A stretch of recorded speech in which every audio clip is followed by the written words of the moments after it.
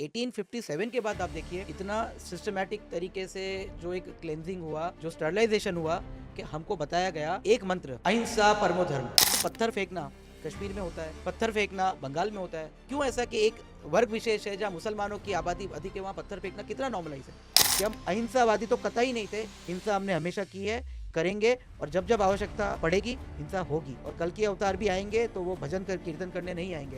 बड़े पर्पस खत्म करके ऐसे पर्पस जो डिस्ट्रक्टिव है उसमें घुसेड़ने की कोशिश की जा हाँ, रही है। तो ये एक बहुत बड़ी सबवर्सिव साजिश है। लेकिन आज भी एक धड़ा उनको बुचर ऑफ गुजरात मिलता है और भारत का जो सिस्टम है उसको दरकिनार करके किसका हवाला देता है, बीबीसी की डॉक्यूमेंट्री। ऐसा मुझे बोलने में ये शर्म आती है, लेकिन मैं जिस शहर सूरत से हूँ वहाँ के अच्छे विस्तारों में 70% वॉचमैन की नौकरी ब्राह्मण कर रहे हैं, आज भी करते हैं। मेरे पिताजी क्षत्रिय थे, वॉचमैन। तो मेरा बच्चा मेरे साथ है, आप उसको भी छीन रहे हो वो किस्म के नाम पे फालतू कॉज देके। तो हिंदुओं की हालत कैसी होगी? आधे इधर गए, आधे उधर गए लड़ने को।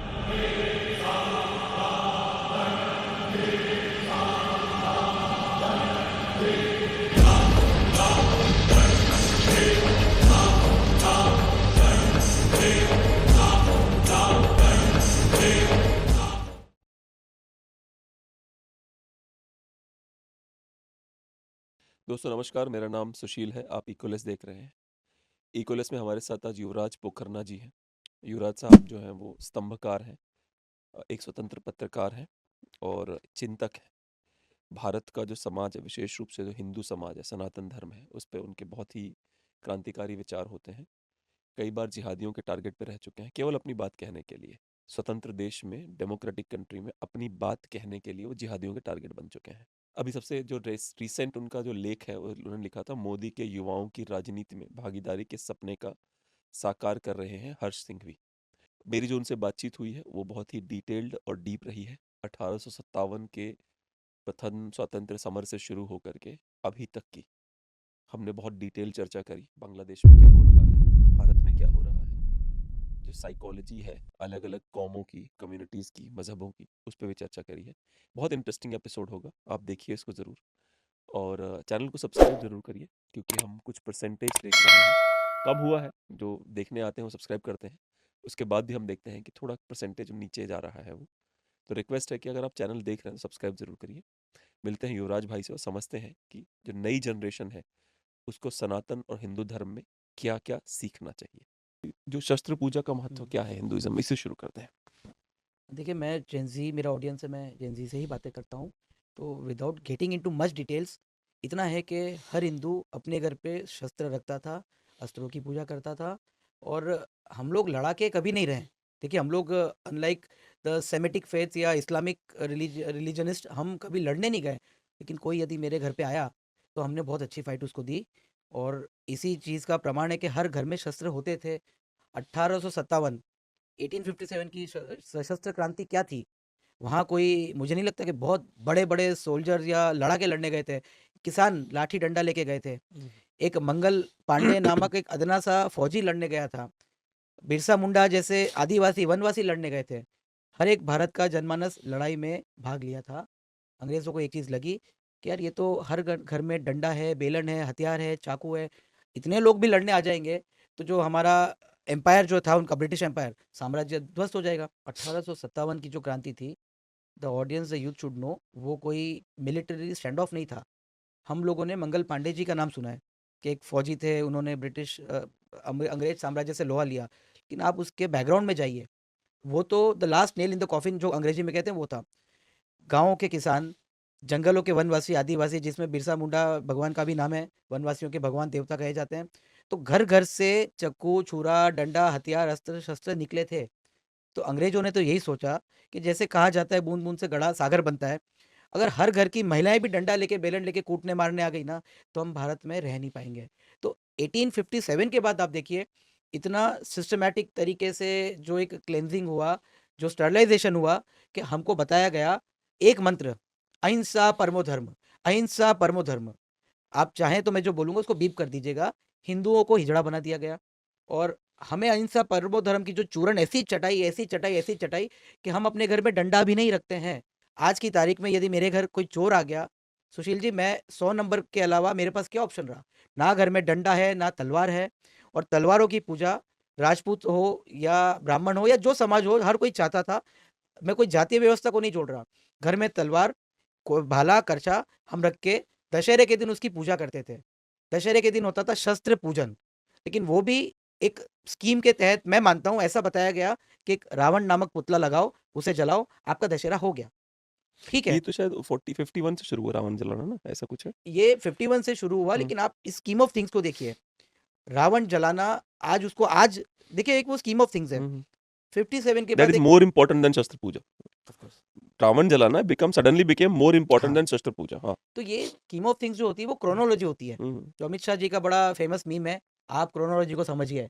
तो 57 के बाद अंग्रेजों ने सोचा कि इनको निशस्त्र करते हैं, निरस्त्र करते हैं। तो पहले तो हमारे घर से हथियार सारे ले लिए गए। अब उसके बाद दशहरे का जो शस्त्र पूजन का जो महत्व था, वो गौण हो गया, गायब हो गया, जीरो हो गया। अब आज रावण जलाना बहुत अच्छी बात है। स्पिरिचुअली उसका मतलब है, रिलीजियसली उसका मतलब है असत्य पे सत्य की जीत, अधर्म पे धर्म की जीत। कोई दिक्कत नहीं है, लेकिन शस्त्र पूजन को आपने क्यों हटा दिया? और आज यदि आरएसएस के लोग, जिसे तथाकथित तौर पे रेडिकल ऑर्गेनाइजेशन कहते हैं, आरएसएस के लोग एक मासूम अलर्ट तरीके से डंडा लाते हैं, जिसे वो दंड कहते हैं, जो हर स्वयंसेवक घर से लेके चलता है, उसकी पूजा करते हैं। तो एक मीडिया का तबका है जो आज आपको ये बताएगा कि आर्म्ड रेवोल्यूशन की तैयारी कर रहे हैं, पैरामिलिट्री फोर्स है, एक मासूम से डंडे को पूजा उनसे कर रहे हैं। उनसे अच्छी तैयारी तो मौलाना मदनी के लोगों की है। नहीं, आप बिल्कुल देवबंद के लोगों को देखिए, उनकी उनसे अच्छी ट्रेनिंग करते हैं, आरएसएस से अच्छी ट्रेनिंग करते हैं मौलाना मदनी के लोग। नहीं, बट यही सुशील जी, आपने जो बात की ना, ये हम्म, डीएनए का अंतर हमेशा रहेगा। अभी जैसे आप अगर कुछ बात देखें, तो पत्थर फेंकना कश्मीर में होता है, पत्थर फेंकना बंगाल में होता है। अब क्यों ऐसा कि एक वर्ग विशेष है जहाँ मुसलमानों की आबादी अधिक है, वहाँ पत्थर फेंकना कितना नॉर्मलाइज है? क्यों ऐसा? गुजरात में भी मुझे याद है कि 2002 के जो दंगे हुए थे, आप नेरेटिव को समझिए, आपको क्या बताया गया? The butcher of Gujarat Modi, hmm, anti Muslim rights. मैं एक प्रश्न आपको पूछता हूँ और आपके माध्यम से आपके दोस्तों को, आपके ऑडियंस को पूछता हूँ। ये शुरू हुआ था कार सेवकों की हत्या से। उस ट्रेन में जले हुए 58 कार सेवक थे। एक का नाम बता दीजिए आप मुझे। आपको नहीं पता होगा, लेकिन आपको पता है कि बाबू बजरंगी था दंगा करने वाला। बाबू बजरंगी को बच्चा बच्चा जानता है। एक कार सेवक का नाम बताइए आप मुझे। बाबू बजरंगी के साथ भी तो गेम कर दी इन लोगों ने, लेफ्टियों ने। बाबू बजरंगी को इन्होंने दिखाया कि how he is regretting what he did. आपने देखा होगा शायद। बिल्कुल दिखा है, मैं तो गुजरात से हूँ। हाँ हाँ, आपने देखा होगा बिल्कुल। जबरदस्ती उसको। बट ये भी तो देखिए ना कि एक तरफ की डेडिकेशन देखिए और अपने तरफ का इग्नोरेंस देखिए ना। मैं थोड़ा सा आपसे इसमें मतभेद रखता जी हूँ। जी। मैं उसको डिफरेंस कभी नहीं मानता। हिंदू समाज सभ्यता जो हमारी थी, वो इंग्लिश में आपके दोस्तों के लिए कहूँ तो एक्लेक्टिक थी। हमने कभी ये नहीं बोला कि हम एक गरम सा राइस बोलो कि सब एक साथ मिक्स हो जाएंगे। We are eclectic, like a bowl of salads, जिसमें आपको वो प्याज भी दिखेगा, बीट भी दिखेगा, गाजर, मूली, टमाटर सब दिखेगा। हम हमेशा से फ्री रहे हैं, अलग अलग रहे हैं, और यूनिटी इन डाइवर्सिटी नहीं थी, डाइवर्सिटी इन यूनिटी थी। ठीक है, तो आप कभी ट्रू। हमको क्रिश्चियंस या मुस्लिम से कंपेयर करना, मेरे हिसाब से वो लाजमी मुझे नहीं लगता। हम ऐसे ही थे, ऐसे ही हैं, ऐसे ही रहेंगे, क्योंकि कभी भी वन बुक वन गॉड का रिलीजन नहीं था। रिलीजन का कॉन्सेप्ट ही नहीं था।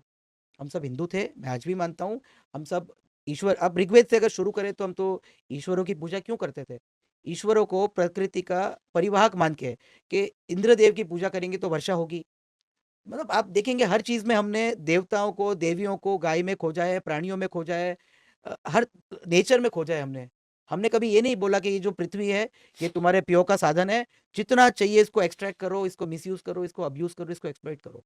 हमारी मानसिकता क्या थी? इस पृथ्वी में हम एक टेनेंट बन के आए, भाड़ूत बन के आए हैं।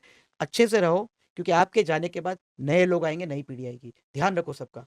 तो हम जब इतने केयरिंग लोग थे, इतने मासूम लोग थे, तो आप हमसे एग्रेशन की उम्मीद नहीं कर सकते थे। लेकिन मैं हमेशा ये बोलता हूँ, अहिंसा परमो धर्म था, है, रहेगा। लेकिन धर्म हिंसा तथैव च। कोई मेरे घर पे लाठी डंडा भाला लेके आए तो मैंने उसको बहुत अच्छी लड़ाई दी है, एक अच्छा कंपटीशन दिया है। जो हमारी पीढ़ी को बताया गया, हम हिजड़े कभी नहीं थे। और यदि हिजड़ा कहने से उस किसी समाज की भावना को आहत होती है तो मैं क्षमा चाहता हूँ। मैं अपने शब्दों को फिर वापस लेके कड़वा घूंट पी के बोलना चाहता हूँ कि हम अहिंसावादी तो कतई नहीं थे। हिंसा हमने हमेशा की है, करेंगे, और जब जब आवश्यकता पड़ेगी हिंसा होगी। और कल की अवतार भी आएंगे तो वो भजन कर कीर्तन करने नहीं आएंगे, वो हिंसा के लिए ही आएंगे, धर्म के लिए हिंसा करेंगे वो। और जिस किसी को भी कंफ्यूजन हो कि हम हिंसक नहीं है, उसको ना पास्ट में केवल जाना चाहिए, जो राजा दाहिर उनके पिताजी चच के पास पहुंच जाना चाहिए, उनकी किताबें बिल्कुल, पढ़ लो बस। बिल्कुल। पढ़ लो कि जब वो उतरते थे हिंसा पे तो किस तरह की हिंसा होती थी, या बप्पा रावल किस तरह की हिंसा करते थे। मतलब अहिंसा का कोई नाम, और ऐसी हिंसा की अगले 12 साल 15 साल तक कोई अटेम्प्ट नहीं हो रहा, नहीं हुआ। ऐसी हिंसा होती थी इस लेवल की।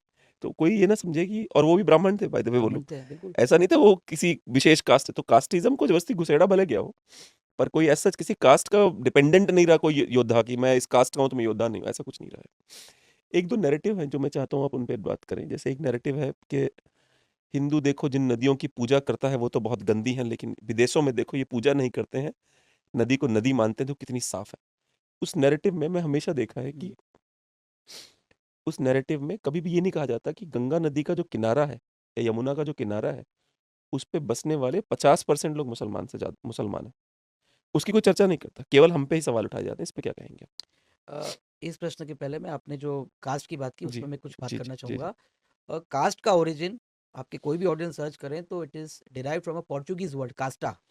तो ये कास्टा पोर्चुगीज़ वर्ड है, उसका भारत से कोई लेन-देन नहीं था। और बहुत ज़्यादा पीछे ना जाके मैं केवल महाभारत की भी यदि बात करूँ, तो माता कुंती थी, वो किसकी थी संतान? एक ब्राह्मण की संतान थी। किससे विवाह हुआ? यदि आप राजा-महाराजा को क्षत्रिय कहें, लड़ाकू कहें तो एक क्षत्रिय से विवाह हुआ और एक पुत्र उनका कर्ण सूतपुत्र भी कहलाया। और यदि वर्ण व्यवस्था की हम बात करते हैं जो हमारे में थी, तो वर्ण व्यवस्था was a means to channelize energy. आज अगर आपका ऑडियंस मुझे देखे, तो मैं सवा 5 फुट का दुबला-पतला व्यक्ति हूँ। मुझे यदि आप देश की सुरक्षा करने बॉर्डर पे भेजेंगे, तो दिक्कत हो जाएगी। तो मैं यदि आज कहीं कुछ बात लोगों को सिखा रहा हूँ, लिख रहा हूँ, लोगों तक बात संदेश ले जा रहा हूँ, तो मैं अपने आप को ब्राह्मण मानता हूँ। बिल्कुल। और यदि मेरे पिताजी, जो कि एक बड़ी कंपनी में वाइस प्रेसिडेंट रिटायर हुए, बहुत बड़ा पैकेज था लेकिन वो नौकरी करते थे, तो मैं उन्हें घर में शूद्र मानता हूँ और वो हँसते-हँसते स्वीकारते हैं क्योंकि वो नौकरी करते थे। हाँ, हाँ। बढ़ाया काम जो करते हैं वो थे। हम्म, और मेरी वाइफ़ एक एंटरप्रेन्योर है, तो वो है वैश्य अर्थात बनिया, लाला।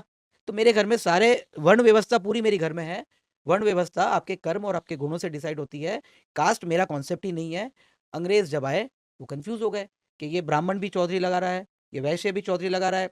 ये आप बोल सकते हैं कि कुछ गाँव के जो कहा जाता है कि जो निम्न दर्जे का काम करते हैं, मैं कोई दर्जे को, कोई काम को निम्न नहीं मानता। लेकिन किसी समाज ने लोहार का काम किया, लेकिन वो गाँव का बाहुबली था, तो उसको भी चौधरी कहते थे। तो ये अंग्रेज़ बिलबिला गए, हम क्या करें?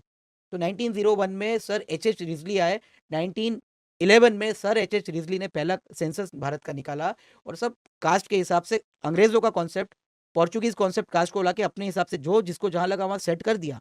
कुछ वनवासी ट्राइब्स जो वो पहचान पाए, उनको उन्होंने शेड्यूल किया कि ये ट्राइब वनवासी है। सारी ट्राइब नहीं थी, कुछ ट्राइब थी। तो उनको आज भी आप और में शेड्यूल ट्राइब कहते हैं। तो ये हमारा कॉन्सेप्ट नहीं था, it's a completely alien concept. और नदी में मैं इतना ही केवल मानता हूँ, स्वच्छता और पवित्रता में डिफरेंस है। तो गंगा, यमुना, मैं जहाँ से हूँ सूरत की हमारी तापी मैया हमारे लिए पवित्र है। पवित्रता और स्वच्छता 2 डिफरेंट कॉन्सेप्ट्स हैं। गंगा सदैव पवित्र थी, पवित्र है और पृथ्वी के छोर तक, पृथ्वी के अंत तक पवित्र रहेगी। स्वच्छता स्वच्छता एक समय का खेल है, बहुत स्वच्छ थी, ठीक है, कुछ समय आया, अंग्रेज़ों का शासन था, उसके बाद हम बतौर देश वापस खड़े हुए, अपवित्र हुई, कचरा फेंका क्योंकि हम we were a wounded civilization, नदी को गंदा किया। और जैसा आपने कहा, एक बहुत वर्ग विशेष के लोगों ने स्ट्रैटेजिकली सोचा कि ये इनकी आस्था का केंद्र है नदी, तो वहाँ अपने घर बनाए, बस्तियाँ बनाई और उन्होंने पॉल्यूट करना शुरू किया। केवल नदी क्यों आप देख रहे हैं? औरंगज़ेब या उसका बाप या जो भी आए थे, बाबर, अकबर, सभीयों ने हमारे नदी पे अटैक किया, हमारे आस्था के केंद्र हमारे मंदिरों पे अटैक किया, हमारे समाज पे अटैक किया। और आज जो ब्राह्मणिकल पैट्रियार्की सुप्रीमेसी की बात करते हैं, भाई साहब मुझे बोलने में ये शर्म आती है, लेकिन मैं जिस शहर सूरत से हूँ, वहाँ के अच्छे विस्तारों में 70% वॉचमैन की नौकरी ब्राह्मण कर रहे हैं, आज भी मेरे आज भी करते हैं। मेरे पिताजी क्षत्रिय थे, वॉचमैन थे। आज अपर कास्ट बंदा, क्योंकि रिजर्वेशन तो है नहीं कि उसे जॉब मिलेगी सरकारी, तो वॉचमैन ही है हर जगह पे। वो क्या बात कर, अभी भी महाराज बाहर वॉचमैन बैठा हुआ, जाके चेक कर लीजिए उसका नाम, वॉचमैन ही है सबके सब। तो ये जो ब्राह्मण क्यों? क्योंकि ब्राह्मण समाज को दिशा और दशा देते थे। हम्म। राजा तो लड़ने चला गया, चाणक्य है जो उसको बताएगा उसका धर्म क्या है। शिवाजी तो घर से निकल गए हिंदवी स्वराज बनाने, लेकिन वो ब्राह्मण जो पेशवा थे वो उन्हें उनका मार्ग प्रशस्त करेंगे। हम्म। तो जो समाज का मार्ग प्रशस्त करे, उसको आप नहीं नहीं, खत्म कर दो। इनको पता होता है किस पे अटैक करना है। They are very clear about it कि अटैक किस पे करना है। ये बहुत अच्छा है, इनके पास फंडा बहुत क्लियर है। क्योंकि ब्राह्मण पे इसलिए अटैक करते हैं क्योंकि इनको पता होता है कि इस पे अटैक करेंगे तो दस दस दशा और दिशा ही बंद हो जाएगी, तो इसलिए इन बिल्कुल, पे अटैक करो। बिल्कुल। और दूसरा अटैक आजकल हो रहा है महिलाओं पे, क्योंकि महिलाएं were the givers of the society, सबसे ज्यादा वो समाज के लिए, परिवार के लिए करती थी। अब उनको ऑन द नेम ऑफ ये पेट्रियार्की और इंडिपेंडेंस, बिल्कुल। उनको बहुत सही चूतिया बना रही हैं सबके सब मिलके, और उनको कह रहे हैं कि तुम ब्लू ड्रम खरीद लाओ, मार डालो लोगों को, बर्दाश्त मत करो और ये मत करो वो मत करो। At the end of the day मेरी थियरी है इस पे।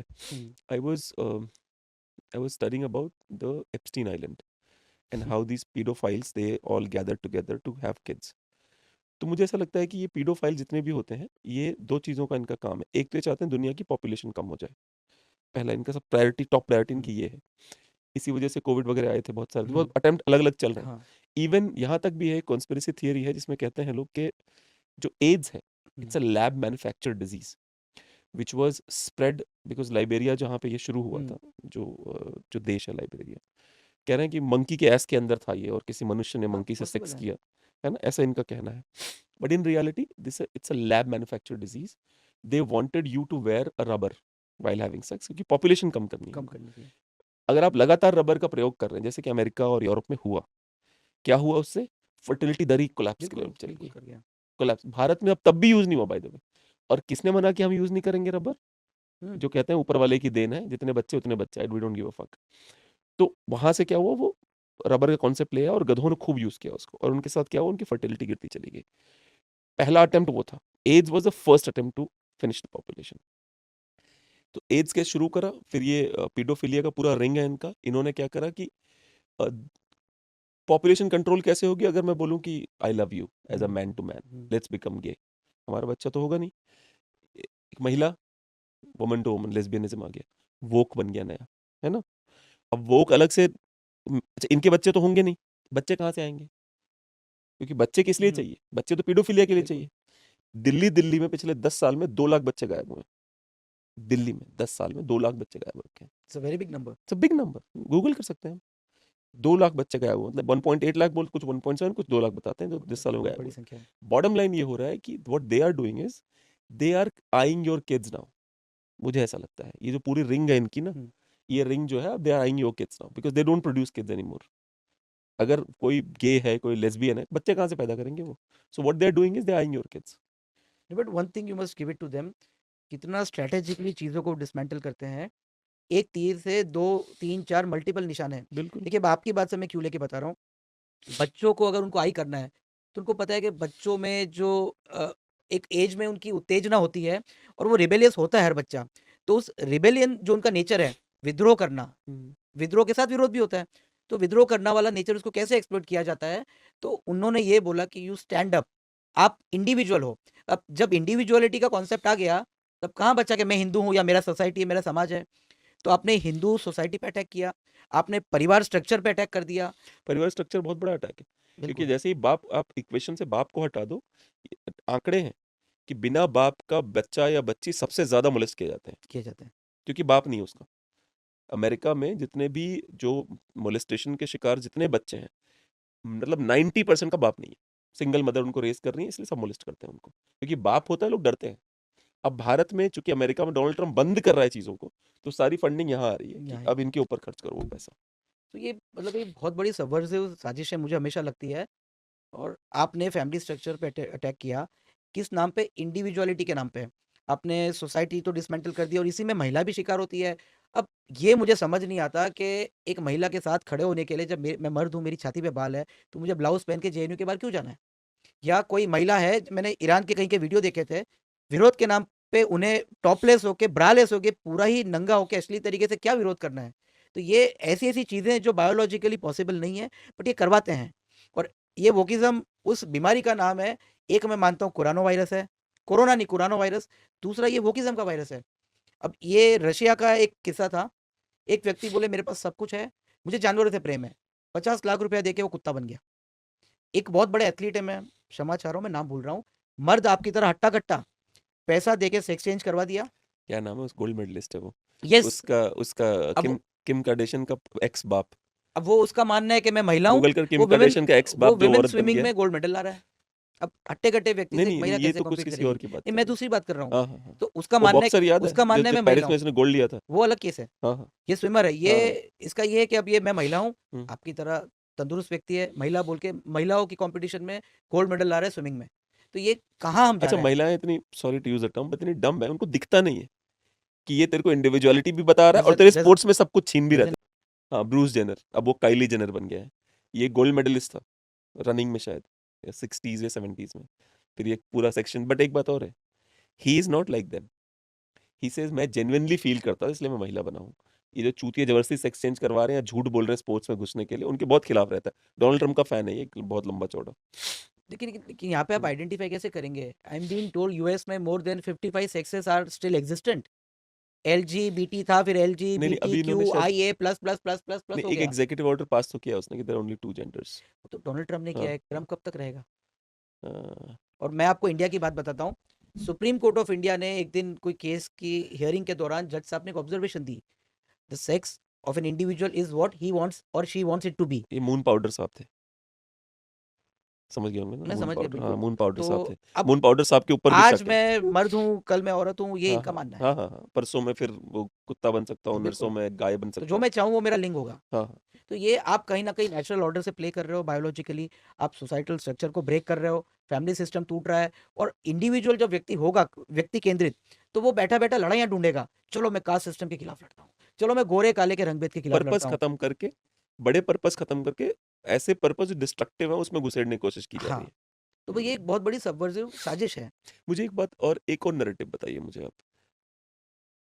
चाइना ऑफिशियली कहता है it's a mental disease, officially कह रहा है कि एक इस्लाम को उसने ऑफिशियली कहा है इट्स मेंटल डिजीज, और उसके ऊपर कहीं कोई प्रदर्शन नहीं होता, कहीं कोई बात नहीं करता, ऐसा क्यों है? सुशील जी, ये इंटरेक्शन में आपके प्रश्न में ही आपका उत्तर है। इसका मतलब है दिस प्रोपोगंडा, या जो प्रोपोगंडा भारत में चलता है, is completely baseless and incredible. मैं आपको एग्जांपल देता हूँ।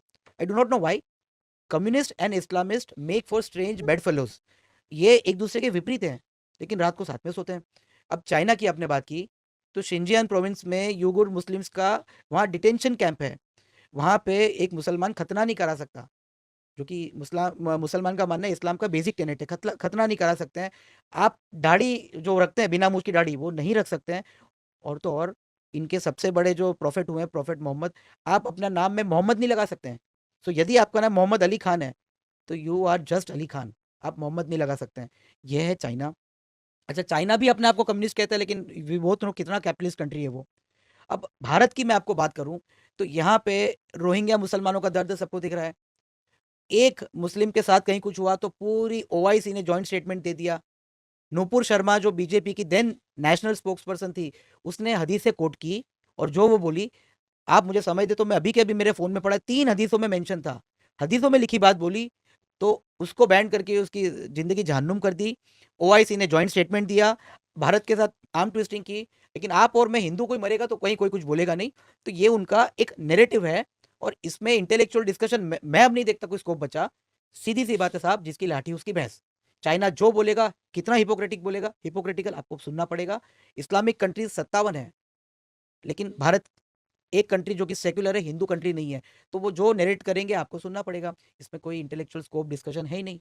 ये तो ये बात हो गई कि मैं आज बोल रहा हूँ सुशील भाई, मेरे पास बहुत पैसा है, मैं ऊपर पहनूंगा पैंट, नीचे पहनूंगा शर्ट। अब इसमें यदि आप दिमाग लगा रहे हो, तो बेवकूफ़ी आपकी है। तो सवाल उसमें वो भी आता है ना कि जो आदमी जिसको बुचर ऑफ गुजरात बुलाया गया, जब उसको जनता ने 303 सीटें देके भेजा कि आप परिवर्तन करिए, तो उन्होंने परिवर्तन क्यों नहीं करे? जो कहा जाता है ना अमूल चूल परिवर्तन करिए, वो क्यों नहीं कर पाए वो? मैं आपको गुजरात से शुरू करता हूँ। जी। एक है नेरेटिव। नेरेटिव गुजरात का बुचर कहा गया। एसआईटी, सीबीआई और लोकल प्लस यूनियन पुलिस की एसआईटी थी, सीबीआई थी, एनआईए थी। सारे कोर्ट्स से लेकर सुप्रीम कोर्ट, नरेंद्र मोदी को क्लीन चिट दी गई। लेकिन आज भी एक धड़ा उनको बुचर ऑफ गुजरात बोलता है। और भारत का जो सिस्टम है, लोकल कोर्ट से लेके सीबीआई कोर्ट से लेके सुप्रीम कोर्ट तक, उसको दरकिनार करके किसका हवाला देता है? बीबीसी की डॉक्यूमेंट्री का। तो ये आप नैरेटिव को समझिए। दूसरा आपका प्रश्न था कि अमूल चूक परिवर्तन 303 सीट। तो देखिए, ऐसा है कि आप और मैं, हम अभी अकाउंटेबल नहीं है, लेकिन बहुत जागरूक नागरिक हैं हम। तो हम चाहते हैं कि भारत का भला हो, क्योंकि भारत की वो बुराइयां जो शायद आम सोते बच्चे को नहीं दिख रही, जो 10 से 5 की लाइफ जूझ रहा है, जी रहा है, ऐशो आराम में व्यतीत कर रहा है, हमको दिख रहा है, हमारी भावना है। लेकिन the moment you enter into the system, एक पुलिस कांस्टेबल से लेके, एक उसका उच्च आईपीएस अधिकारी से लेके, आईएएस कलेक्टर से लेके, चीफ सेक्रेटरी सीनियर आईएएस से लेके, बहुत बड़ा सिस्टम है। मैं एक आपको बेसिक एग्जांपल यदि दूँ तो एक छोटा-सा काम था जो कि किसी बड़े व्यक्ति के कहने पे मेरा कोई जानकार व्यक्ति गया। ऊपर से नीचे साइनें लेने-लेने में उसको लग गए 6 या 7 महीने और उसके पहले एक एग्ज़ीक्यूटिव ऑर्डर आता है और जिसने निवेदन दिया कि भई ये बढ़िया काम आपको करना है, उसका हो गया ट्रांसफ़र। अब नए जो अधिकारी साहब आए, वो बोले मुझे इसमें इंटरेस्ट नहीं है। तो नरेंद्र मोदी जो मेरी अंडरस्टैंडिंग है, पहले 5 साल तो उन्होंने जो संघ के प्रचारक और भाजपा के नेता होने के माध्यम से भारत भर में जो देखा, वो सारी समस्याओं की लिस्ट बनाई। उस लिस्ट के बाद उसको एग्जीक्यूट करने का प्रायोरिटी ऑर्डर बनाया और साथ में उनको पता था कि सबसे ज़्यादा तकलीफ होगी बाबुओं को, क्योंकि बाबू मेरे काफ़ी मित्र हैं और हर बाबू अर्थात अधिकारी का एक उनका तकिया कलाम है, स्टेटस क्वो बना रहे, मेहनत नहीं करनी हमको, जो है बढ़िया है, चलने दो, चलता रहेगा, ये माइंडसेट है। तो अधिकारियों को, बाबुओं को रीसेट करना नीचे से ऊपर, पहले उन्होंने पूरी अनुकूल टीम बनाई और उसके बाद धीरे-धीरे-धीरे काम हो रहा है। अमूलचूक परिवर्तन मैं भी मांग करता हूँ, बहुत रेडिकल जो चेंजेस हैं कि जस्ट लाइक दैट एक बटन दबाया 370 हटा, एक बटन दबाया नोटबंदी आई। लेकिन वो अमूलचूक परिवर्तन जो आपको मुझे अमूलचूक लग रहे हैं, उसके पीछे बहुत लोग, बहुत थिंक टैंक, बहुत विचारकों की बहुत वर्षों की मेहनत है। Because of the reasons of privacy मैं नाम रिवील नहीं करना चाह रहा, लेकिन ये चीज़ों में समय लगता है। हाँ, मेरी हमारी आपकी अपेक्षा है और जो करते हैं उससे अपेक्षा ही होनी चाहिए। अपेक्षा मेरी आज भी है जो पूरी नहीं हुई, लेकिन फिर भी एक उम्मीद है और अपेक्षा आज भी है कि वो चीज़ें होंगी। हाँ, चीज़ों को But do speed you up करना think पड़ेगा। but do you think they're addressing the biggest animal, biggest elephant in the room? The biggest elephant in the room is that this country is getting ready for a civil war.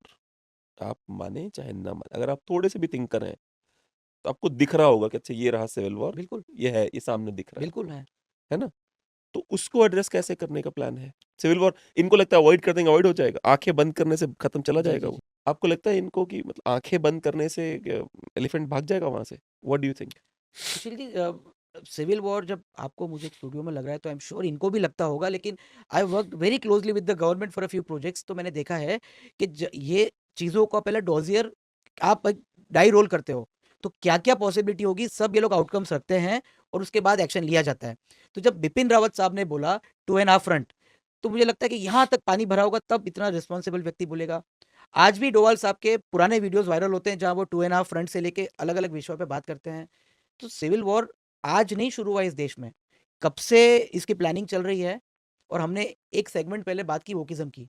तो वोकिज़्म भी एक तरीका है कि जब civil war होगा और मैं मेरी युवा पीढ़ी को बोलूँगा, तो युवा पीढ़ी ड्रग्स में लगी होगी। वो आपको बाप ही नहीं मानेगी, अपने पिता की बात नहीं सुनेगी, तो लड़ने कौन आएगा? आपको जो हमने शुरुआत की थी, हमसे अस्त्र-शस्त्र छीन लिए, तो भैया तुम लड़ोगे कैसे? ये अलग-अलग फ्रंट्स है। इस्लाम को अलग तरीके से मिलिटराइज़ करा जा रहा है। आप देखिए कि मुसलमान average according to Sachar committee देश में सबसे ज़्यादा गुर्बत में भूखा नंगा जी रहा है। लेकिन उसके बाद भी शिक्षा, स्वास्थ्य, बिजली, पानी उनकी प्रायोरिटी नहीं है। उनकी प्रायोरिटी केवल उनका मज़हब है। और वो लोग 72 फ़िरकों में बँटे हैं।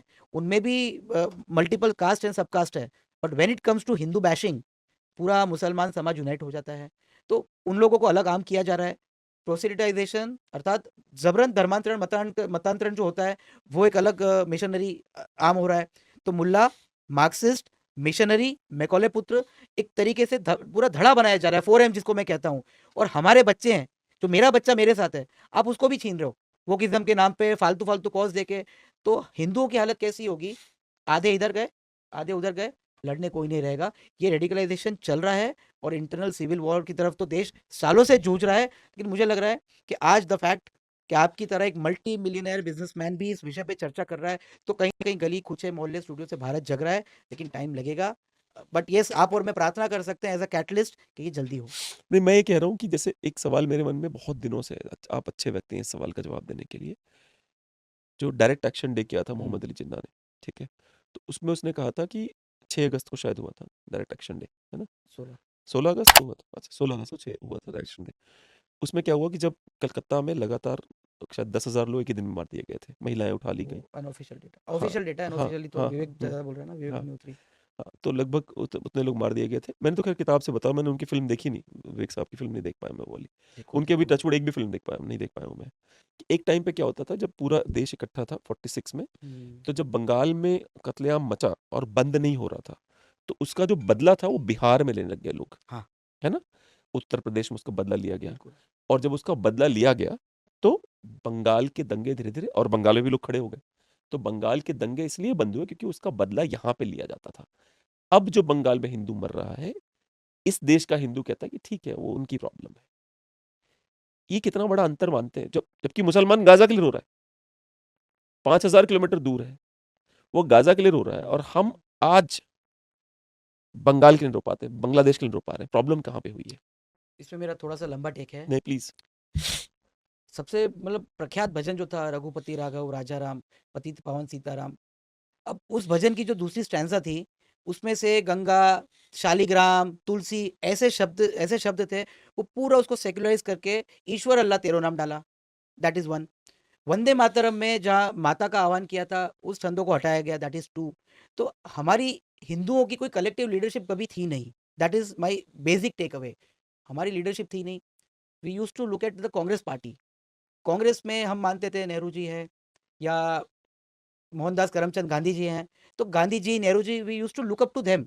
तो आप ये गानों को, भजन को आपने सेकुलराइज किया, फिर बोल रहा अरे मेरा मुसलमान बोल रहा है, अलग देश मांग रहा है, उनको पाकिस्तान दिया। ये हमारी, मैं आपको कलेक्टिव फेलियर बता रहा हूँ कि बच्चा जब जितनी जिद करता है, आप उसको देते गए देते गए देते गए, फिर वो you were literally raising a फ्रैंकेनस्टीन। तो वो हमने गलतियां की। 1950s में आपके मेरे हिंदुओं के कानून में हिंदू बिल कोडिफिकेशन आ गया, हम्म। लेकिन मुसलमानों को टच नहीं किया। वही मेरा मुसलमान करते गए।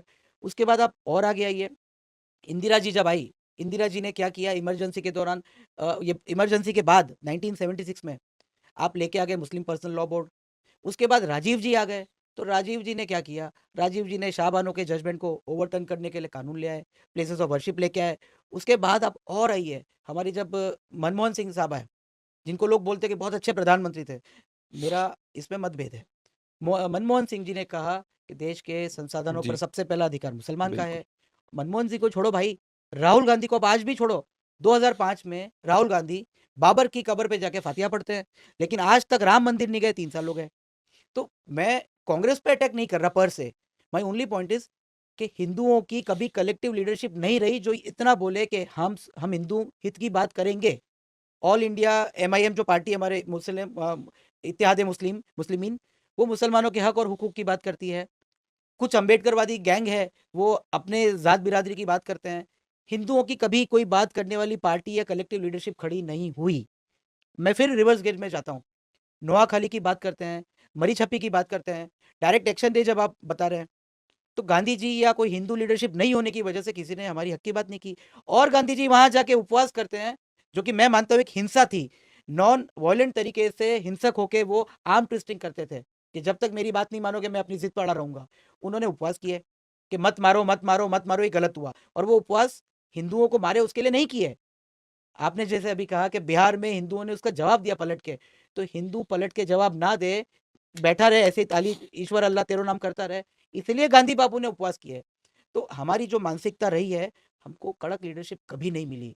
और बीजेपी के लोग कुछ भी कहें, कितना भी न्यूट्रल बने, कुछ भी कहें, मैं इतना मानता हूं कि बीजेपी आज सत्ता में होने से, और खास करके नरेंद्र मोदी अमित शाह के होने से, योगी आदित्यनाथ के होने से, हिमंत बिस्वा शर्मा के होने से, लोग उठ खड़े होकर बोल रहे हैं। अभी नॉर्थ ईस्ट के कुछ वीडियोस में देख रहा हूँ, क्या बात नॉर्थ है, ईस्ट के लोग बोल रहे हैं आओ हम मार के भगाएंगे। क्या बात, मतलब इतने ब्यूटीफुल वीडियोस देखे मैंने, वो इतना मजा आया मुझे। और एक कोई नागाज का बड़ा अच्छा वीडियो आया था, बिल्कुल। उन्होंने कहा कि हम तो खा जाएंगे भाई मार के। खा जाएंगे। हम तो मार के खा जाएंगे, हमें प्रॉब्लम नहीं है सच। तो ये वही वाली बात है, इट मैं was such an Sushil ji emotional thing. 30 second लेके एक कड़ी को जोड़ना चाहूंगा। जब अटल अडवाणी की एरा था, तो अटल सबको पहले कड़क लगे, फिर अडवाणी जैसे है, अरे अटल जी तो बहुत अच्छे हैं यार, ये तो अडवाणी तो कट्टर है। That was BJP 1.0। Hmm. Modi Shah is BJP 2.0। आज इनको मोदी बुरा लग रहा है। ट्रस्ट मी, जब मोदी 3.0 या बीजेपी 3.0 आएगा, जिसमें आपको हेमंत बिस्वा शर्मा या योगी आदित्यनाथ जैसे नेता मिलेंगे, जो कि खुलकर कहते हैं 80-20। हेमंत बोलते हैं मुझे मुल्ला मौलवी वोट नहीं करेगा, और मुझे उनका वोट भी नहीं चाहिए। जब वो लोग आएंगे, तब आप सोचो क्या हालत होगी और कहाँ इनके अंग विशेष में बर्नौल की आवश्यकता पड़ेगी। और ये एक कंटिन्यूस जर्नी है। आगे जो लीडरशिप आएगी, आई एम वेरी मच होपफुल कि वो और स्ट्रिक्ट और कड़क होंगे, और जब वो होगा तब हमारी बात रखी जाएगी। ठीक है, और एक और नैरेटिव है कि जो बार बार जो मैं हर हर वो नैरेटिव की चर्चा कर रहा हूँ आपसे इस टाइम पे, जो बार बार हमें हमारे मुंह पे मारा जाता है हर बार ये कह के एक कहा जाता है कि जैसे अगर आप मैंने भी एक इंस्टाग्राम पे रील बनाई थी कल बनाई थी। तो उसमें क्या है कि वो मुसलमानों से जाके पूछता है कि भाई बंगाल में क्या हो रहा है, तो बांग्लादेश में। तो कहते हैं हमें नहीं पता भाई साहब, हमें नहीं पता भाई साहब, हमें कुछ नहीं पता। सब पता है। फिर वो बोलता है कि और गाजा में क्या हो रहा है, वहाँ तो भाई वहाँ तो जुल्म हो रहा है। फिर एक मदनी नाम का व्यक्ति है, मौलाना मदनी, जो कहता है जब जब जुल्म होगा तब तब जिहाद होगा। बिल्कुल। अच्छा, जुल्म की जो परिभाषा है, वो परिभाषा भी इंसान की नहीं है, मुसलमान की है। एक होता है ना कि भाई जैसे बिल्कुल, जुल्म की बिल्कुल। मेरी परिभाषा तो ये है ना कि भाई अगर किसी बच्ची के साथ बलात्कार हो रहा है तो जुल्म हो रहा है, जिहाद होना चाहिए उस हुँ, पे। पर उन्हीं का एक मौलाना कहता है कि अगर बच्ची का रेप हो रहा हो हुँ। और मूर्ति पूजा हो रही हो, तो मूर्ति पूजा जो है वो बड़ा जुल्म वो है, बड़ा शिर्क है। बड़ा शिर्क है। बच्ची का रेप तो माफ़ी के लायक है, कोई फ़र्क नहीं पड़ता उससे। तो सवाल ये है कि जुल्म की परिभाषा दीनी मदनी ने हुँ। हमको, ठीक है? और मुसलमान ये जानबूझ के करता है, आपको लगता है कि हमको नहीं पता, हमको, क्योंकि उसको गाज़ा का सब पता है उसको। इज़राइल जुल्म कर रहा है वो सब पता है उसको, हाँ। बट ये नहीं पता उसको। बांग्लादेश में क्या हो रहा है उसको नहीं पता उसको। इस प्रश्न के 2 पहलू हैं। एक मैं बात करता हूँ हिंदुओं का, हुँ, तो हिंदुओं की मानसिकता से मित्रबोध और शत्रुबोध हटा दिया गया है। थ्रूआउट इतने इयर्स जो हुए हमारे कॉलोनाइज़ेशन, शत्रुबोध नहीं हमें और मित्रबोध भी नहीं है। अब यही डिबेट की एक चर्चा थी, कल-परसों किसी स्टूडियो में मैं था, तो वहाँ हिंदुओं को पूछा गया कि बांग्लादेश में हिंदुओं पे जो अत्याचार हो रहा है, तो शर्म की बात है, कुछ हिंदुओं का कहना था कि वो तो बांग्लादेशी नागरिक है, तो बांग्लादेश जाने, हमको क्या करना? हमको क्या मतलब है उनसे? वो ये भूल गए कि हिंदुओं का कौन-सा देश है पूरे विश्व में? अनऑफिशियली भारत है, ऑफिशियली तो इंडिया भी सेक्युलर है। तो मैं ये मानता हूँ कि हिंदुओं का भारत है, लेकिन इंडिया तो सेक्युलर है। ये है। और मुसलमानों के आपने जिहाद की बात की, तो सुशील जी आपकी मैं मेमोरी को जॉग अप कर दूँ, आपको कुछ फैक्ट्स रखूँ। समाजवादी पार्टी में एक नेता हैं मरिया आलम, जिनका सलमान खुर्शीद से वास्ता है। चुनाव के दौरान उन्होंने बोला कि अगर हमको अ, वोट जिहाद करना पड़े वो भी हम करेंगे। समाजवादी पार्टी के एक सांसद हैं, मैं उनका नाम भूल रहा हूँ, लेकिन अभी 1 महीने पहले उन्होंने संविधान की शपथ लेके वो सांसद बने हुए और उसी संविधान के मंदिर में हमारी लोकसभा में उन्होंने कहा कि हमको जिहाद करना पड़े, सड़कों पे आना पड़े तो हम आएंगे। तो आप सड़क से संसद तक जिहाद को ले जा चुके हो। अबू आजमी समाजवादी पार्टी का एक और नेता है बंबई से, वो बोलता है कि मैं जान ले लो, जो करना कर लो, जेल डाल दो, मर जाऊंगा, वंदे मातरम नहीं गाऊंगा। तो अब भी हमें शत्रुबोध नहीं होगा तो कब होगा? और ये गाजा की जो आपने बात की, अब ये हमारा शत्रुबोध का अभाव है। प्रियंका गांधी वाड्रा को ऐसी तो क्या इमरजेंसी आन पड़ी कि वो गाजा का बैग लेके फिलिस्तीन के समर्थन में वो हैंडबैग लगा के पार्लियामेंट में जा रही है। जैसे ग्रेटा थनबर्ग गई थी तो पता चला फंडिंग थी उसको, एक सोरोस की कोई हाँ, फाउंडेशन है। ऐसा तो इंडिया में भी तो नहीं होता कि मतलब आप बैग लेके चले जाओ, आपको फंडिंग मिल जाएगी, ऐसा तो नहीं हुआ होगा?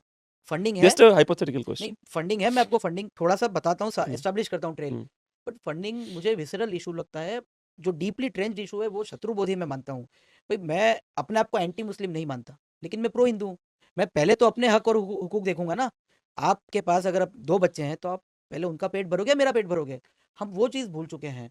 और मुसलमानों में ये आपको लगेगा, but this is a very factual thing. अभी एक रोड एक्सीडेंट होता है बाहर किसी मुसलमान का, तो यहाँ से नियरेस्ट जो मस्जिद है वहाँ मैसेज जाएगा और उनका इतना नेटवर्क है कि दिल्ली की जामा मस्जिद 10 मिनट में भारत का कोई भी इशू जामा मस्जिद तक पहुँच जाता है और व्हाट्सएप के माध्यम से सभी को एक्टिवेट किया जाता है।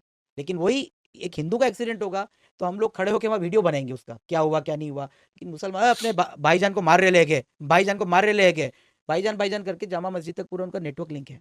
That is one. फंडिंग का इशू इम्पोर्टेंट है, लेकिन उसका ट्रेल अगर आप देखें तो जॉर्ज सोरोस की बात करते हैं। उसने ये बोला है कि नरेंद्र मोदी की चुनी सरकार को डिस्टेबलाइज करने $1 बिलियन की फंडिंग मैंने दे रखी है। अब आपने जो बात की, जॉर्ज सोरोस के साथ एक व्यक्ति ओपन सोसाइटी फाउंडेशन का इंटरनेशनल वाइस प्रेसिडेंट रहा, सलील शेट्टी, भारत जोड़ो आंदोलन में राहुल गांधी के साथ हाथ पकड़ के गलबैया करते चलता है। ठीक है भाई, कोई बात नहीं। लेकिन वही सलील शेट्टी एमनेस्टी इंटरनेशनल फाउंडेशन का नेशनल जनरल सेक्रेटरी था भारत में, जो कि संस्था आज बैन हो चुकी है। कोई बात नहीं, बैन होगी, उसमें क्या है। लेकिन वो एमनेस्टी इंटरनेशनल का एक ही काम था कि कोई भी चीज़ हो जिसमें नरेंद्र मोदी या उनकी सरकार ने हिंदुओं के हित की बात की हो, तो उसके खिलाफ फतवे जारी करके इंटरनेशनल लेवल पे भारत पे थू-थू कराओ। तो कश्मीर के मुद्दे से लेके, बांग्लादेश के मुद्दे से लेके, नॉर्थ ईस्ट के मुद्दे से लेके, बंगाल के मुद्दे पर कहीं कोई चीज़ ऐसी हो कि भारत सरकार सेक्युलर होके हिंदुओं के हित में फैसला ले, तो भारत सरकार को या हमारे समाज को एंटी मुस्लिम दिखा के, ह्यूमन राइट्स का वायलेशन बोल के अंतर्राष्ट्रीय पटल पे भारत पे थूको, भारत पे थू-थू करो। ये काम किया जॉर्ज सोरोस के लोगों ने। अभी एक इल्हान ओमर करके यूएस कांग्रेस वुमन है, हुँ। कांग्रेसमैन, कांग्रेस वुमन जो भी आप कहें, जेंडर न्यूट्रल होके, वो पीओके में आती है, पाकिस्तान ऑक्यूपाइड कश्मीर में, और वहाँ जाके पाकिस्तान का एजेंडा चला के ये बोलती है कि भारत ने कश्मीर पे जबरन कब्जा किया है। वो वहाँ बैठ के पाकिस्तान के हकूक़ों की बात करती है अमेरिका में बैठ के। वो भारत के कश्मीर में आना चाहती है, उसको परमिशन नहीं दी जाती और वो बहुत सही कदम भारत ने लिया। हर पटल पे वो भारत पे थूकने का काम करती है, भारत को शर्मिंदा करती है, भारत को गालियाँ देती है। हर बार इस्लामोफोबिया है भारत में, माइनॉरिटीज़ पे हमला हो रहा है, ऐसी-ऐसी बातें बोलती है। उसको जाके राहुल गांधी मिलते हैं। भैया चलो कोई बात नहीं, विदेश में आप गए हो, इंडिया हाउस क्यों नहीं गए? जहाँ से विदेश की भूमि में पहली बार भारत का तिरंगा लहराया गया था। भारत के जितने, इनका मानना है ना कि कांग्रेस ने भारत की लड़ाई लड़ी आज़ादी की, तो बड़े-बड़े नेता इंडिया हाउस से निकले, वहाँ क्यों नहीं गए? ये इनका डीएनए है, इनका एजेंडा है। जो व्यक्ति अंतर्राष्ट्रीय स्तर पे भारत को गाली देगा, राहुल गांधी जी उनको जाके मिलते हैं। तो फिर आप फंडिंग का एंगल कैसे उसको एलिमिनेट कर सकते हो? इल्हान अमर को तो आजकल डोनाल्ड ट्रंप भी उसको डिपोर्ट करना चाहता बिल्कुल है। करना चाह रहा है। कोई बड़ी बात नहीं, कर भी देगा पूरे डोनाल्ड ट्रंप सीरिया तो। भेज दूंगा मैं तो। Ilhan Omar got married to her own brother by the way, to get citizenship. Why are you taken aback? हाँ, इंसेस्ट, पीडोफिलिया तो नॉर्मल सी चीज है, हाँ, मतलब हाँ, इट हाँ, इज अ हाँ। Run of the day, run of the mill. उसमें क्या है, ठीक है। हाँ, अब मैं ज्यादा कुछ कहूंगा हदीसों को कोट करके तो विवाद हो जाएगा। पर हदीसों को कोट करने में प्रॉब्लम क्या है? जब जब जाकिर नाइक कोट कर सकता है, हम क्यों नहीं कर सकते? प्रॉब्लम सिर्फ इतना है कि जाकिर नायक मुसलमान है, यदि मैंने कोट किया हुँ, तो अगले पॉडकास्ट के लिए मैं जीवित नहीं बचूंगा। अच्छा। क्योंकि दर्शकों को 2022 याद दिला देता हूँ। मैंने कुछ कलिष्ठ अंग्रेजी में एक इंस्टाग्राम के न्यूज़ एजेंसी पे ऐसी कमेंट की थी कि this skull cap cladding clan is inimical and grotesque to mankind. I am very much sure कि वर्ग विशेष के लोग 99% इस भाषा को समझ नहीं पाएंगे, क्लैडिंग, डॉनिंग, इनिमिकल, ग्रोटेस्क। लेकिन उनको ये लगा कि कुछ बात कर रहा है, कुछ बोल रहा है। तो सर तन से जुदा की धमकी मेरे को उस इंस्टाग्राम के न्यूज़ के कमेंट पे आने शुरू हो गई। उसके बाद मुझे कुछ इंटरनेशनल और नेशनल लोगों से धमकियां भी आई। गुजरात सरकार ने सिक्योरिटी गनमैन दिया था। तो चूंकि आप नॉन मुस्लिम हो, आप काफिर हो, आप उन पे कमेंट करने योग्य नहीं हो। उनकी हदीस है भाई, वो तो अल्लाह का फरमान है। आप कौन हो, तुम्हारी क्या हैसियत तुम कमेंट करो? तो यदि आपने कमेंट किया तो अगली बार कमेंट करने लायक नहीं बचेंगे आप। यह है ब्रूटल सच्चाई। चलिए, मैं कुछ सवाल वो पूछता हूँ जो हमारे स्टूडियो में जो एडिटर्स ने लिखे हैं। क्या कभी ऐसा लगा अगर चुप रहता तो ज़िंदगी आसान होती, लेकिन आप चुप नहीं रह रहे हो? हमारे भाईजान लोगों का एक शब्द है, सुलेमानी कीड़ा। तो वो सुलेमानी कीड़ा जो मुझ में था, I I hail from a very decent Hindu Jain family. अहिंसा परमो धर्म का पाठ पढ़ के बड़े हुए। जो जेन्युइनली पढ़ते हैं। बिल्कुल पढ़ते हैं। माता पिता डॉक्टर हैं, बहन डॉक्टर हैं। लेकिन एक वो था हसल कि बोलना है, कुछ तो करना है। तो मुल्ला, मार्क्सिस्ट, मिशनरी, मैकॉले, सभी की धमकियां मिली है। लेकिन संतुष्ट हूँ कि बोल रहा हूँ। जिंदा हूँ तो बोलूंगा, मरने के बाद तो परम शांति है। हाँ, लोग बार-बार जो भारत का पहला प्रधानमंत्री जो था जवाहरलाल नेहरू, उसने पुश करके एक कैरेक्टर को हमारे ज़हन में डाला, उसका नाम था अशोक, ठीक है? पर जो असल हीरो था वो था उसका दादा, चंद्रगुप्त मौर्य। चंद्रगुप्त मौर्य। तो जब वो क्या कहते हैं उसे, 58 वर्ष का हो गया चंद्रगुप्त मौर्य, तो उन्होंने निर्णय लिया कि मैं, वो व्यक्तिगत जीवन में जैन थे, अदरवाइज़ वो हिंदू थे। हिंदू थे। व्यक्तिगत जीवन में वो जैन थे, जैन थे। पर राजकाज वो हिंदू रीति-रिवाज से करते थे। बिल्कुल। तो जब 58 वर्ष के हो गए तो उन्होंने निर्णय लिया कि मैं अपने पुत्र को राजा बना के अब मैं, तो गिरनार की पहाड़ियों में वो जाके उन्होंने जैन विधि के द्वारा ना पानी पिया ना खाना खाया, और 19 दिन में मृत्यु हो उसे गई बाय द उनकी। वे जैन विधि में संधारा कहते हैं। जी, जी, जी। मोक्ष मिला उनको। हाँ, ऐसे ही वीर सावरकर थे।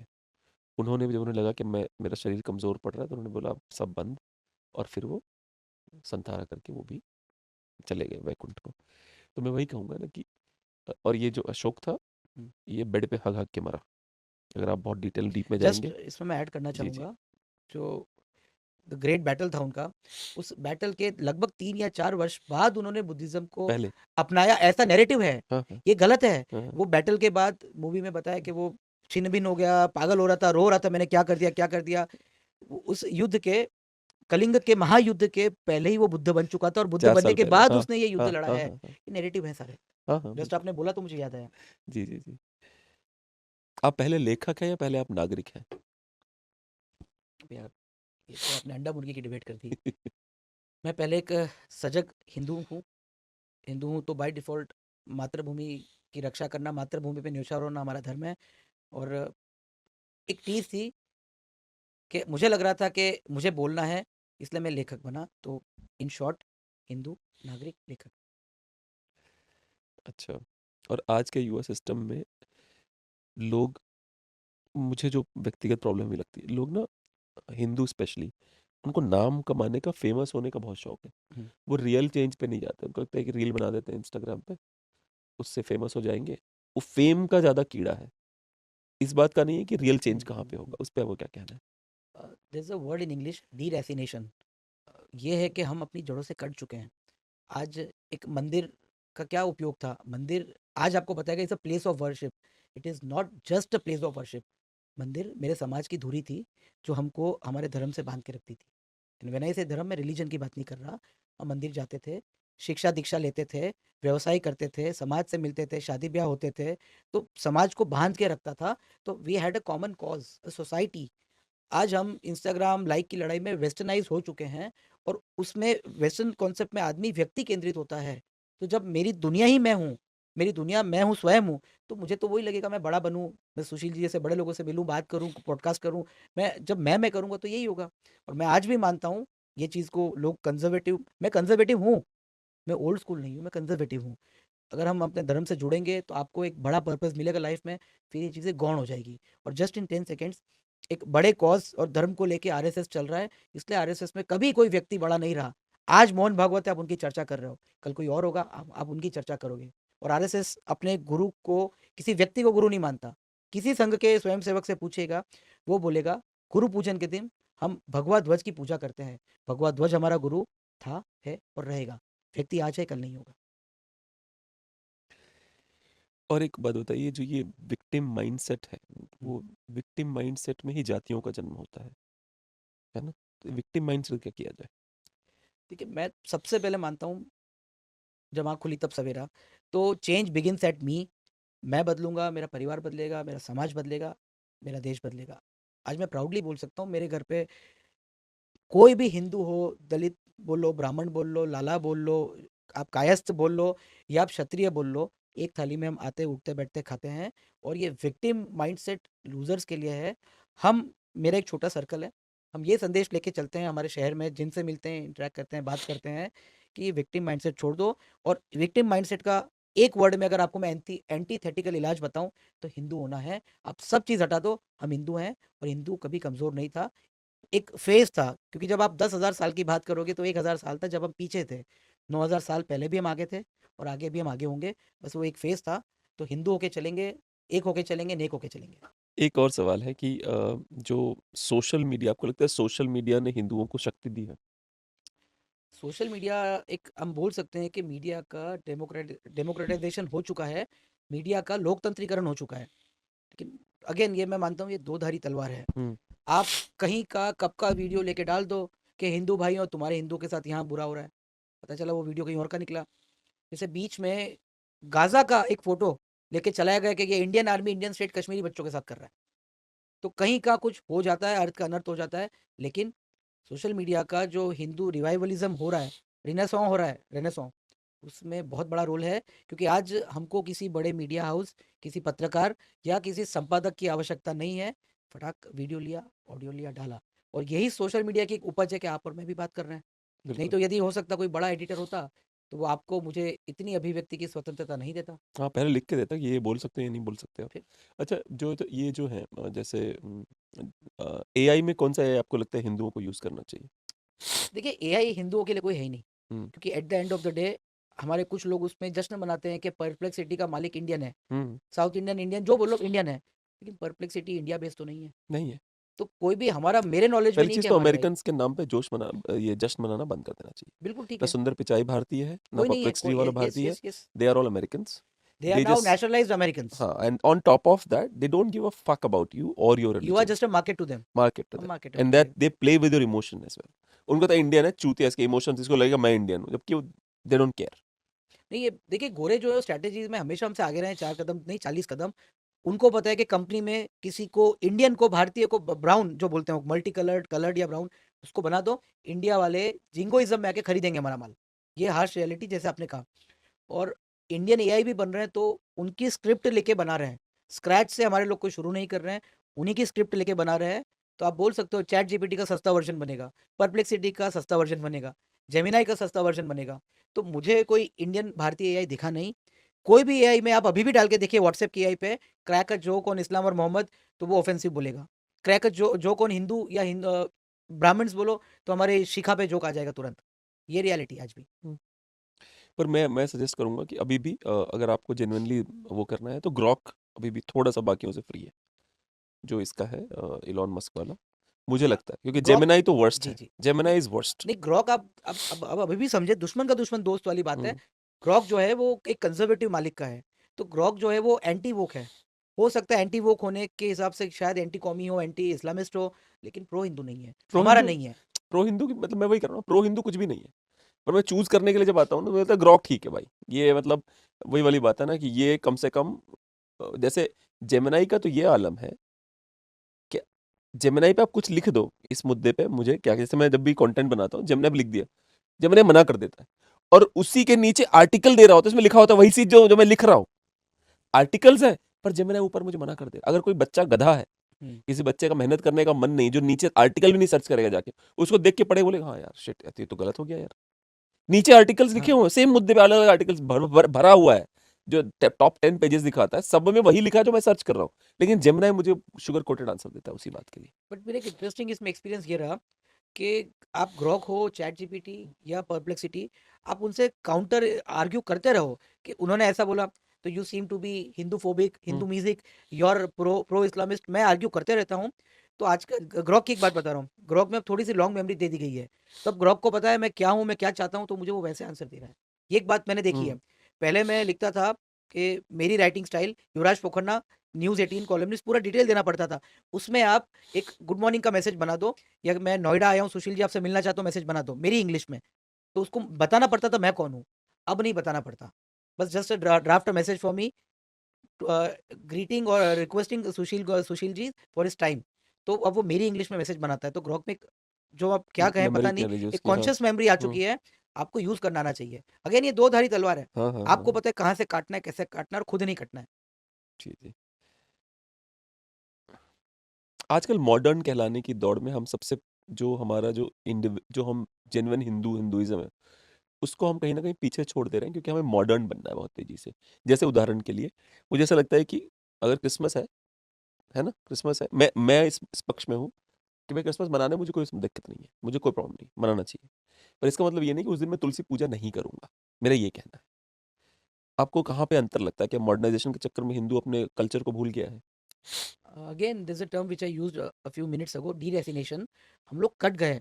हमको इतना समझना है कि modernization and westernization are two different concepts all together. अब चूंकि वेस्टर्न कंट्रीज में ऐसा हो रहा है और उसको इमिटेट करना, उसकी सस्ती कॉपी वहां भी बनना, नहीं हो रहा। वो मॉडर्नाइजेशन है, वो हमारी गलत फहमी है। पर वहां भी नहीं हो रहा ना अब नया हुआ तो वहां भी नहीं हो नहीं हो रहा, रहा। बिल्कुल नहीं हो रहा कुछ। तो ये है कि जैसे आपने तुलसी पूजन की बात की, तो मेरे बूढ़े या मेरे घर के बुजुर्ग मुझे समझा नहीं पाए कि तुलसी पूजन क्यों करना। घर एक, यदि आपका फ्लैट नहीं, एक रो हाउस है, बंगलो है, तो क्यों पीपल का पेड़ लगाना, नीम का पेड़ लगाना, तुलसी का वृक्ष लगाना हमको नहीं बताया गया। हमको ये नहीं समझाया गया कि बड़ों के पाँव क्यों छूने। ऐसे ही कोई भटका हुआ नौजवान पहुंच गया सुप्रीम कोर्ट पीआई लेके कि मैं मेरे पिता के पाँव नहीं छूना चाहता, तो सुप्रीम कोर्ट का क्या था, संविधान की बात कर ली कि you are an individual, he is an individual, नहीं छूना है मत छुओ, लेकिन विद द कैविएट कि it is your moral duty के बड़ों को रिस्पेक्ट देना, तो छूने में तुम्हारा क्या जा रहा है। तो ये छोटी-छोटी बातें हैं। मुझे ये नहीं बताएगा कि मैं आपके पाँव छूऊँगा, तो आप मुझे जब आशीर्वाद देंगे, तो आपकी पॉज़िटिव एनर्जी मेरे में आएगी। मुझे ये नहीं बताया गया कि तुलसी का एक पत्ता खाने से इम्यूनिटी बढ़ती है, कितना फ़ायदा होता है।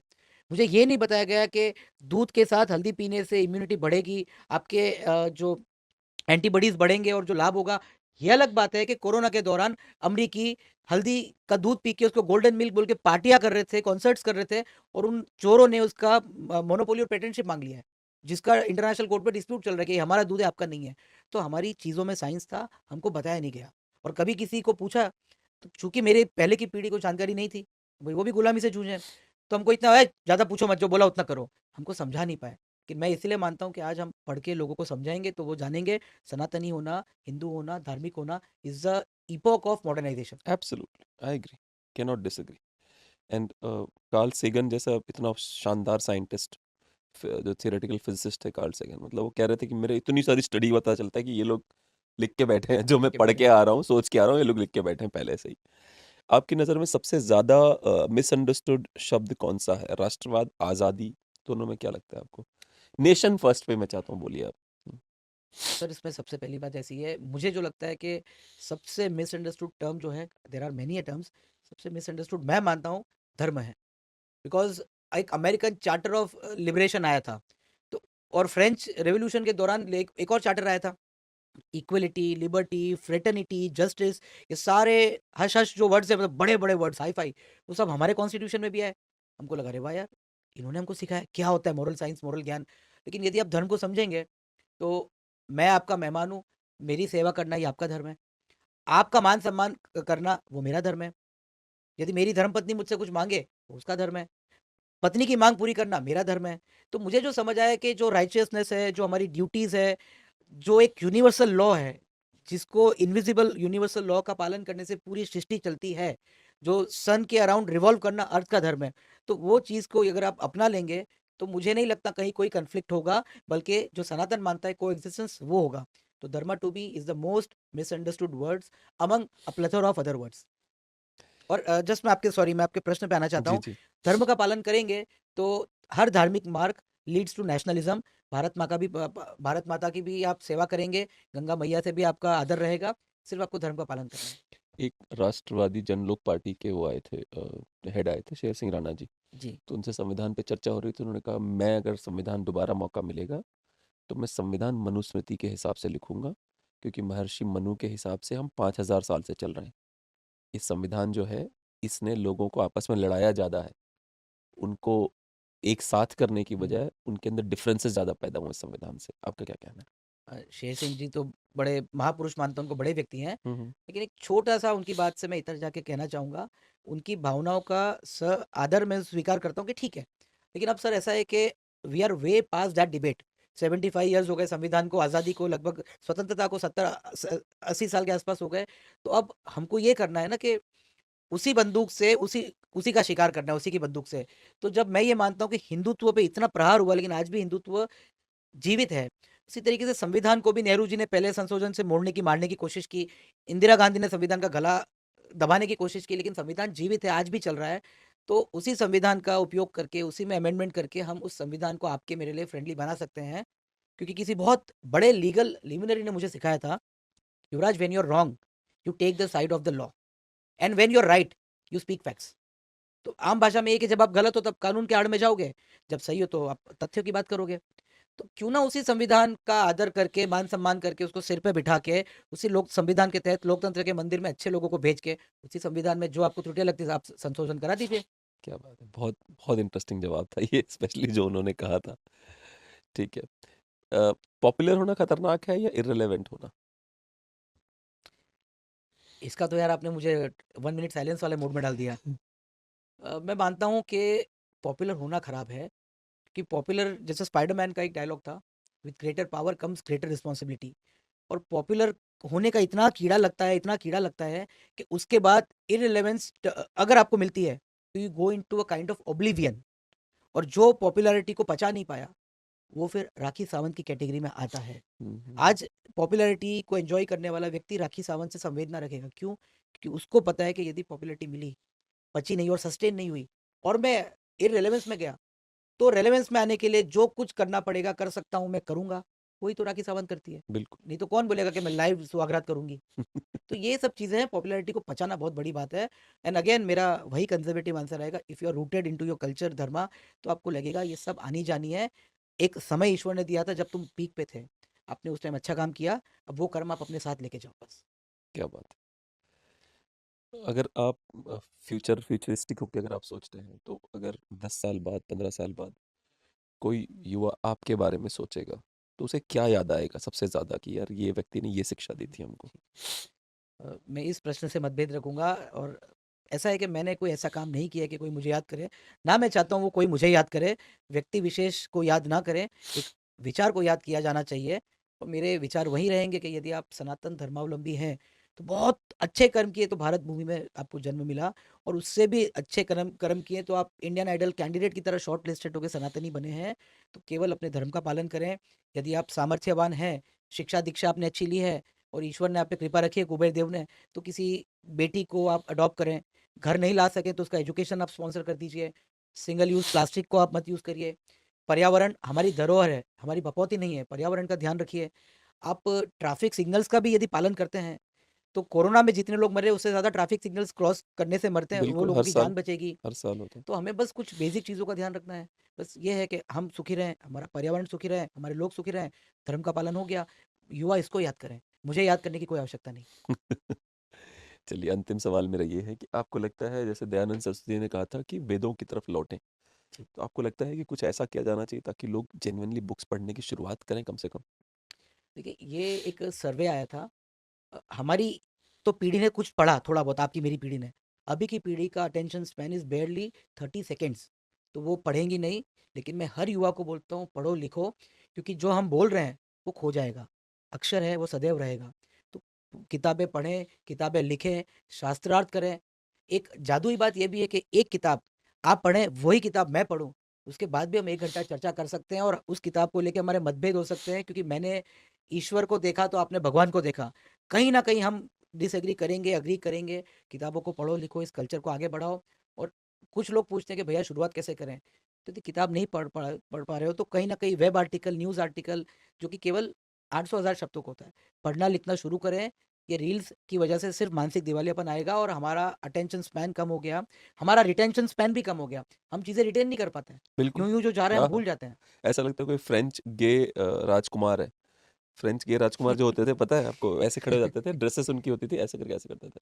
ये नहीं हाँ, चाहिए, ये नहीं वो चाहिए। लीगैलिटी थी उनकी, यस। बिल्कुल, पढ़ना चाहिए एक सबको। एक और भी है कि आज जीसस क्राइस्ट जो हैं वो क्रिश्चियंस के जो वो हैं, अ, उनके हिसाब से वो ईश्वर के पुत्र हैं। तो उनका जन्मदिन है, तो उस पे कुछ कहना चाहेंगे? मैं तो देखिए मानता हूँ कि धर्म तो एक ही है, बाकी सब मज़हब है। तो हर फ़िरके का, हर पंथ का, हर मज़हब का मैं सम्मान करता हूँ। धर्म मेरा वही सिखाता है सबका सम्मान करो। लेकिन मुझे मेरा धर्म धर्म का पालन करने के राह में कोई अड़चन आती है, तो उसको साइड करना और फिर चरैवेति, चरैवेति, चरैवेति भी मेरा धर्म है। तो मैं सभी से यही निवेदन करता हूँ, सब अपने फेस्टिवल्स बनाएँ, हर पंथ संप्रदाय का सम्मान है, लेकिन आप अपने धर्म पे अड़े रहिए। क्योंकि एक आपने शब्द की बात कही थी तो मैं जोड़ना चाहूँगा, नास्तिक होना भी धार्मिक होना होता बिल्कुल। है। And there is a big difference between being a nastik, being an atheist and being an agnostic. तो भारत की विचारधारा जो रही, धर्म ठीक है, धर्म की बात की हमने।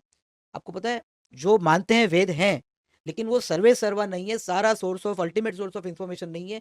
ये जो मानते हैं, वो नास्तिक कहलाए। उसमें जैन भी है, उसमें बुद्ध भी है, उसमें चरवाक भी हैं। बिल्कुल। लेकिन आज अमिताभ बच्चन और फ़िल्मों ने ये सिखा दिया कि दारू पी के मंदिर में जाओ और आप ये बोलो कि भगवान तू नहीं है, वो नास्तिक है। वो हुँ। नास्तिक की गलत परिभाषा है। तो नास्तिक होके भी आप धर्म का पालन कर सकते हैं, किसी की मदद कर दीजिए, पर्यावरण को बचा दीजिए, धर्म का पालन करिए, बस मैं यही बात कहूँगा। और उसके बाद जीसस जी की जय हो।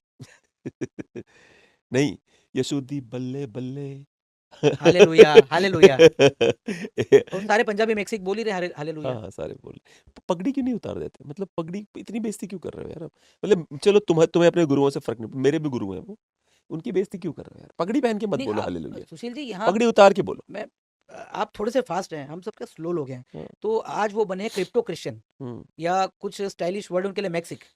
तो अभी मैक्सिक से मैक बनने में और क्रिप्टो क्रिश्चियन से क्रिश्चियन बनने में समय लगेगा। वो भी समय दूर नहीं है जब पगड़ी उतार दी जाएगी। नहीं उतार दो। मैं उतार बोलता हूँ अगर दीजिए। तुम्हारा नाम जोसेफ डिकोस्टा है ना भाई, पगड़ी उतार के रख। हरकीरत सिंह बन के मत रह प्लीज़। नहीं समय लगेगा, हाँ, करेंगे वो हाँ, लोग। हाँ। धैर्य रखिए, सब होगा, वो भी होगा। प्रॉब्लम पता है कहाँ पे, गुस्सा पता है किस बात पे आता है?